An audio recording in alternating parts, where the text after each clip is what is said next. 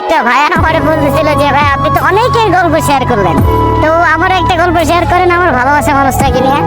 ভাই আমার বলতেছিল ভাই আমি যে মানুষটাকে ভালোবাসি ভাই বিশ্বাস করেন আমি বলে শেষ করতে পারবো না যে ওই মানুষটা আমার জন্য কি করছে জীবনে, এত স্যাক্রিফাইস এত কিছু। আসলে আমি নিজে অনেক সময় অবাক হয়ে যাই যে এই কি আসলে কি আমার ভালোবাসে নাকি এর থেকে অনেক বেশি কিছু। শুধু ভালোবাসার জন্য মানুষ এত কিছু কিভাবে করতে পারে? আমি কখনো তো এই জিনিসগুলোর জন্য করতে পারলাম না।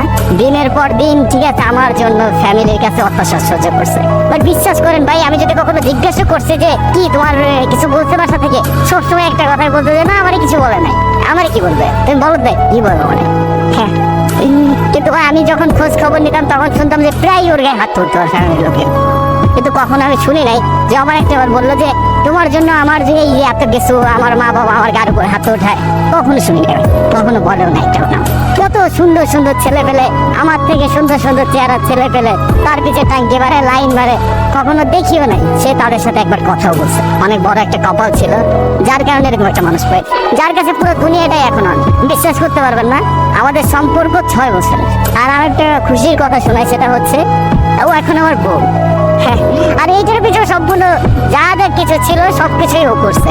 আমি যখন ওদের ফ্যামিলিতে ঠিক আছে জানাই যে আমি বিয়ে করতে চাই, তখন আমার চাকরি ছিল না, তখন ওর মা বাবা ডিরেক্ট বলে যে না বিয়ে দিতে পারবো না। তখন ও সবার সামনে একটা কথা বলছিল আমার এখনো পরিপূর্ণভাবে মনে আছে, আমি ওর সাথে চলে যাবো, তো আমাকে যদি রাস্তায় নিয়ে রাখে তাতে আমি থাকি, তোমাদের যদি ভালো লাগে তোমরা আমাকে দিতে পারো, আর যদি না দাও আমি নিজে চলে যাবো, আমাকে আটকাতে পারবো না। তো তখন কথাটা শুই না মানে এতটা ভালো লাগছিল আমার, আগে আসলে বলে বোঝাতে পারবো না যে এত ভালোবাসতে পারে কেউ।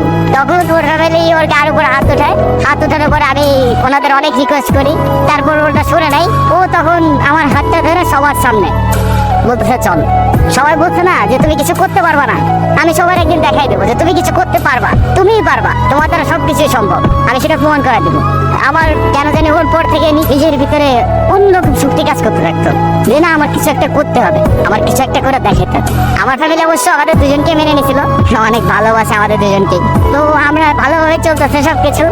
আমার ওই যে জেদটা যে আমার বউ বলছিল যে না তোমার কিছু একটা করে দেখাতে হবে আর তুমি পারবা, সেই জেদে আজকে আমি অনেক ভালো কিছু হয়েছে জীবনে। একটা জিনিস কি জানেন, খুশি থাকার জন্য টাকা পয়সার দরকার হয় না। টাকা পয়সা আজ আছে কাল না, টাকা পয়সা আজকে নাই তো কাল আসবে, আসবে কিন্তু এমন একটা মানুষ দরকার, এমন একটা ভালোবাসার মানুষ দরকার যে মানুষটা আপনার শেষ চোখ দিয়ে আপনার পাশে থাকবে, আপনার কাছে থাকবে, আপনাকে ভালোবাসে আপনার হাতটা শক্ত করে জড়াতে রাখবে। মানে যেমনই পরিস্থিতি হোক যেমন অবস্থা হোক সে মানুষটা সবসময় আপনাকে বলবে যে আরে আসছি চল, তুমি টেনশন করতেছো কেন, আমি আসছি না, তুমি ভয় পাও কেন, আমি কি চলে যাইতেছি, তুমি এত কিছু করতেছো তো শুধু আমার জন্য, কিন্তু আমি যদি এতটুকু এই সামান্যতে যদি থাকতে পারি তোমার কাছে তাহলে তুমি কেন থাকতে পারবে না, তাই না?